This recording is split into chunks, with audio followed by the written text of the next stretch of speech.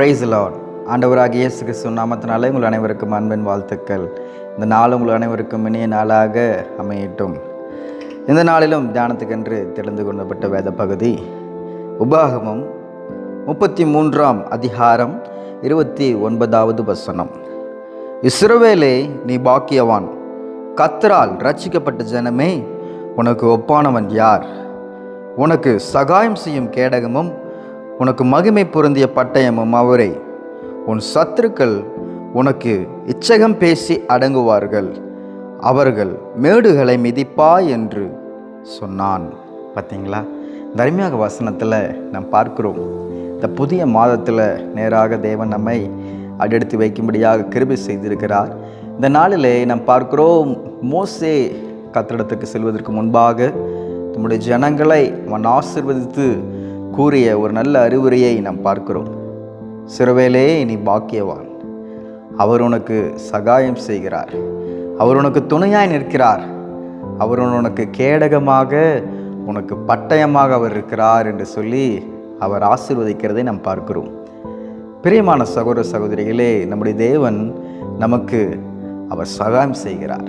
சகாயமே இல்லாத இந்த உலகத்தில், நமக்கு இரக்கமே செய்யாத இந்த உலகத்திலே, அநீதிகள் நிறைந்த இந்த உலகத்திலே, பாவம் நிறைந்த இந்த உலகத்திலே தேவன் அவருடைய இரக்கம், அவருடைய கிருபை தினந்தோறும் நம்முடைய வாழ்க்கையில் தந்து இந்த உலகத்தில் சத்துருக்களை மேற்கொள்ள, இந்த உலகத்தில் ஜெயம் எடுக்க ஆவியானவர் நமக்கு உதவி செய்கிறார். நமக்கு அவர் கேடகமாக இருக்கிறார், பட்டயமாக இருக்கிறார். பார்த்தீங்களா, நமக்கு ஒரு ஷீல்டாக இருக்கிறாரு, நமக்கு ஒரு ஸ்வாடாக இருக்கிறார். பார்த்தீங்களா, தேவன் பெரியவர். ஒரு யுத்தத்துக்கு செல்லும் போது ஒரு சோல்ஜர், ஒரு போர் வீரன், அந்த காலத்தில் யுத்தத்துக்கெலாம் செல்லும் போது என்ன பண்ணுவாங்க? ஒரு ஷீல்டு வச்சுருப்பாங்க, ஒரு கேடையை வச்சுருப்பாங்க, ஒரு கையில், இன்னொரு கையில் ஒரு பட்டயம் வச்சுருப்பாங்க.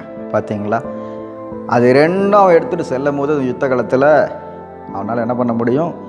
எதிரி தாக்க வரும்போது அவனால் என்ன செய்ய முடியும்? அவன் அந்த கேடயத்தை வைத்து அவன் அதை மறைத்து கொள்ள முடியும்.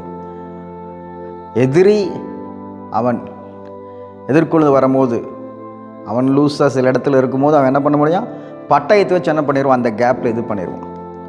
பார்த்தீங்களா, அப்போ ஒரு யுத்தத்தில் ஜெயம் எடுக்க பட்டயத்தை மட்டும் வச்சுருந்தா பத்தாது, கேடகம் மட்டும் வச்சுருந்தா பத்தாது. ரெண்டுமே தேவை.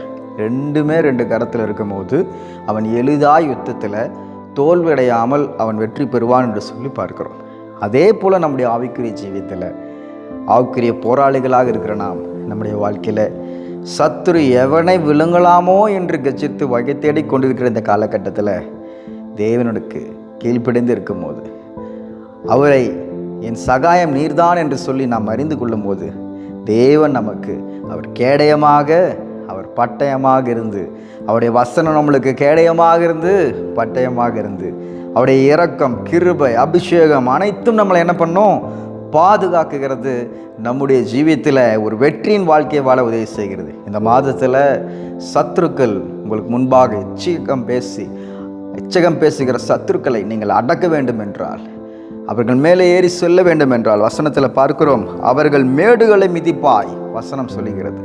அந்த மேடுகளை, உங்களுக்கு முன்பாக வைக்கப்பட்டிருக்கிற அந்த மேடுகளை, உங்களுக்கு முன்பாக வைக்கப்பட்டிருக்கிற எல்லா சதி ஆலோசனைகளையும் நீங்கள் முறியடிக்க வேண்டும் என்றால், ஆவியானவர் உங்களுக்கு முன்பாக சொல்ல வேண்டும். உங்களுக்காக ஜெயக்கூடி ஏற்றுக்கிற ஆவியானவர் உங்களுக்கு முன்பாக சொல்ல வேண்டும். எல்லா சூழ்நிலையும் நீங்கள் இறுக பற்றி கொள்ள வேண்டும். அதை விட்டு விலகவே கூடாது. நீங்கள் அப்போ தான் அவர் உங்களை விட்டு விலகாமல் இருப்பார். பார்த்தீங்களா, அதனால் இதுவரைக்கும் சகாயமாக எனக்கு இவங்க இருப்பாங்களா அவங்க இருப்பாங்களா என்று சொல்லி சில வேளையில் வசனத்தை மறந்திருக்கலாம்.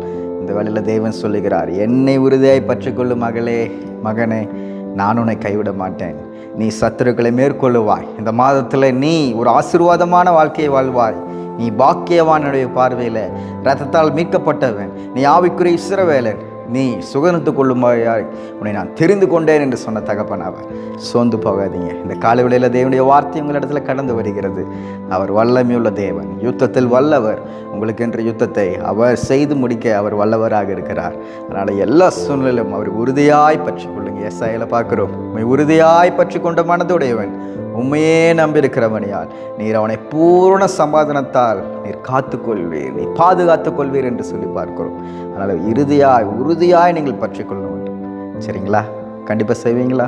நம்ம செவிக்கலாமா? இல்லை மிகவும் அன்பாக நேசிக்கிறான் பரலோக தேவனே, இந்த ஆசீர்வதிக்கப்பட்ட காலையில் இந்த வசனத்தின் மூலமாக எங்கள் மத்தியில் பேசுனதுக்காக நன்றி தகப்பனே.